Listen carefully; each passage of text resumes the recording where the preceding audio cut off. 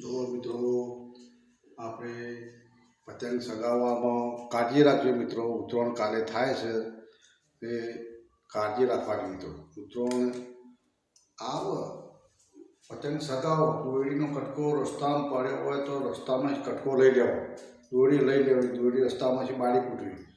અત્યારે જીવડોનો ચકલો મળી જાય, જીવડો મળી જાય, ગમે તે કબૂતર હોય કે ચકલી હોય કે કાગડા હોય, ગમે તે દોરી પગે બેઠી જાય પોખોને તો ઉડી ના શકે, મળી જાય. એટલા માટે વિનંતી કરું છું બે હાથ જોડી. તો માટે દોરી રસ્તા પાડવી ના રહેવી જોઈએ.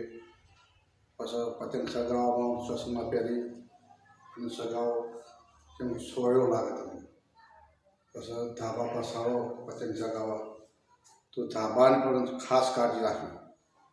સગાવતા પાછળ જો એટલે પાછળ પડી જવાય, પડીએ તો વાગે, દવાખાને જવું પડે, દવાઓ કરવી પડે, એટલે બધી મુશ્કેલી થાય.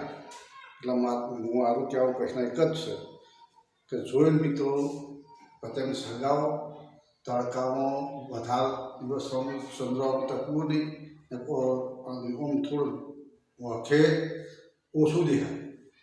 કહેવાનો મતલબ આપણે થોડું ઝરઝણી વાસી આવી જાય તો ઓછું દેખાય, એટલે ધાબા પર કદાચ ખે હોય આવે તો ખોય પડી નીચે પડી.